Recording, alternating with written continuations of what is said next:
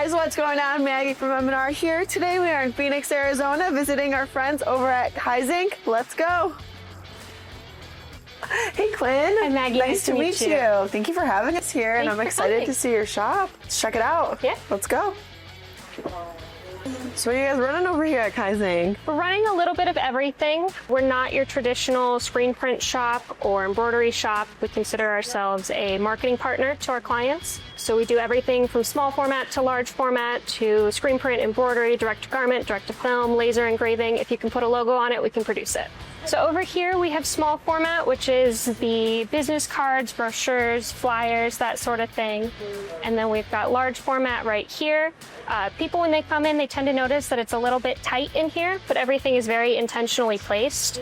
So you guys also offer DTF and DTG here as well, right? We do. So it helps us to hit a bit of a different clientele base than our usual clients. Not everybody has 100 employees.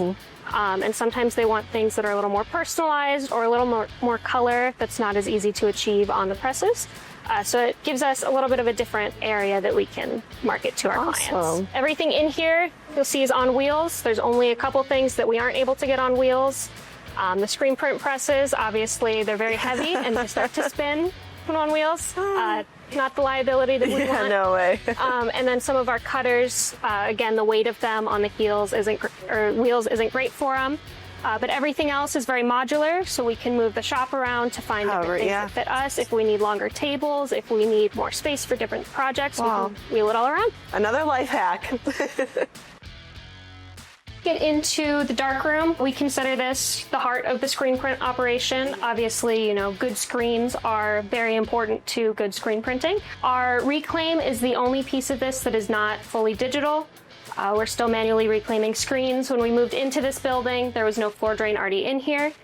The landlord didn't want to put the bill on it, and neither did we at that time. So that piece is still manual. Then they come in here, and we have a unicoat. So that's very important to us because it creates that consistency in the coating of them so that we know we're coating it exactly the same every time. Then they go to our eye image. Again, that consistency of, it's not films, so you're getting the exact same image every single time. That way a client can call us up, you know, after 6 years and be like, hey, you know, I want to do a reprint on this job.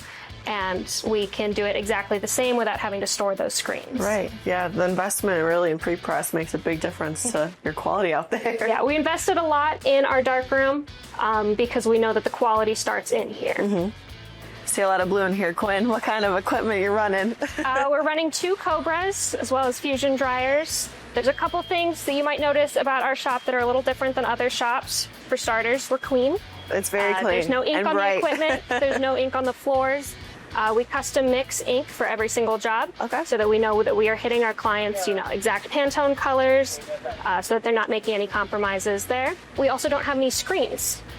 So like we talked about in the darkroom, we're able to reproduce those screens consistently, so we don't have to store any of them. Oh, wow. Our screen print configuration is a little bit unique. We talked about things being on wheels.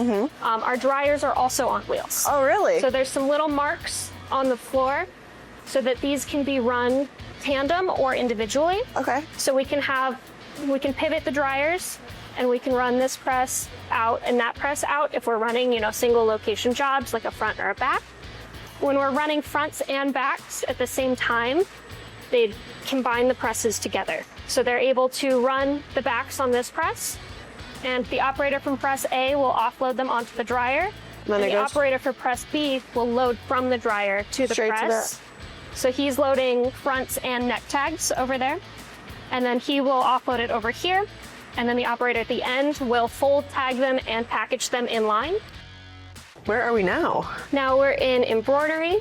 We're running 3 Barradin machines in here. We've got a single head, a 4-head, and a 6-head. So that again, we can operate a little bit more modularly, and we can run larger jobs or smaller jobs. A lot of shops view it as we need more heads. That's what gets us more productivity. You know, let's put 8 heads in, 15 heads, whatever. For us, it's really, again, that changing it out and the processes in there. So for us, our formula is 1 head for about every 2,000 stitches. So if we're running like a 1,200 stitch job, we can run it on a single head. We can also run, you know, all of our samples. Again, like screen print, we do a sew out before we start producing their job to make sure it's exactly what they want. It's our job to care just as much, if not more, about the job than theirs. Quinn, what's the culture like over here? So we operate a little bit different than most shops. We don't turn our equipment on for the first 2 hours of our day. So we spend the first 2 hours focusing on ourselves, on growing ourselves. So we spend the first 30 minutes of our day doing what we call 3Sing, so sweep, sort, standardize. It helps to kind of reset the shop. If there's, a mess from yesterday, you can clean it up. You can, work on improvements or things that were bugging you, fixing those. And then at 8:30 on the dot, we start our morning meeting. Usually it lasts about an hour, hour and a half. Sometimes it lasts 2 hours. If there's something important to talk about, we make sure that we take the time to go over it, as a team, so that nobody's going home frustrated. Nobody's taking it home with them.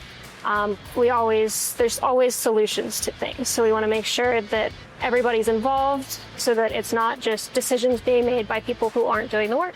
Taking the time to focus on that is what creates those efficiencies and gives us the time to focus on it.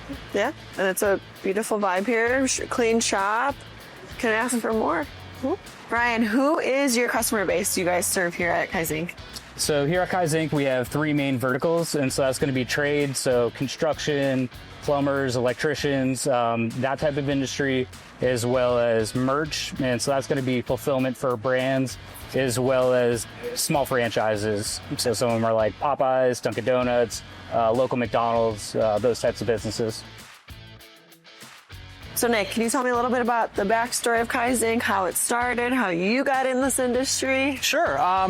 So the founder started the company back in, I'd say, 2010. He discovered that the industry was broken, the sign business in general. So we started this with a $500 plotter off of eBay, and just kind of grew from there. Kaizink, we've started our lean journey. We've been doing it about 4 years. Lean is basically the elimination of wastes. Kaizink is short, it's a Japanese term. So it's Kaizen, which basically means constant improvement, and then obviously ink. Yeah. So that's where the name originated from. So we've been 4 years strong doing our lean journey, and we're not going to stop. How's the relationship been with M&R? Do I have to kick any butts yet? No, not yet. The relationship has been very well. When we started the company, we actually shopped around a few different screen print suppliers. Discovered that M&R is the leader in the industry, so we went ahead and went with that one. The customer service has been top notch. I mean, occasionally we'll run into little hiccups here and there, but I mean, being able to call you guys and it's amazing. Yeah. High five! Yeah, high five! Woo! All right, so we'd like the opportunity to kind of display the process that we have for screen printing. We have a shirt coming off right here on our press A. I'm going to take that and we're going to load it onto the dryer. It's going to run down to press B, where he's going to print the front of it. All right, and now we have our shirt coming out of the dryer here. He likes to feed me pretty good. This shirt's coming down with the bottom open. Allows me to get an easy grab. I'm going to throw it onto our press here. Do our tag up. And now we're running the fronts of the shirts and the tag inside. Tag ball, we'll take that tag off. I'm gonna pull it off. Load it on our dryer. Shirt on belt. Here comes the final step in the process. Fold and tag. Garment. Now that your garment's folded, just go straight into the box. Monty, screen printer's life hack. What is it? So it's actually a lean life hack. Okay. It saves a printer's hands. And it's actually right here by you. It is a baby wipes. Baby wipe. Always on deck to keep our hands clean, keep the press clean, keep the shop clean.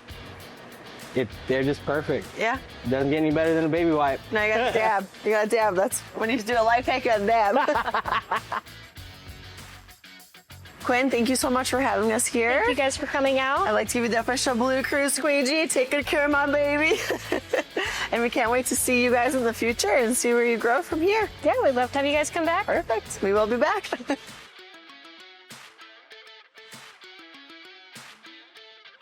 And won't stop, can't stop, won't stop. Yep. What's that saying? And, oh, he's stealing. He's stealing.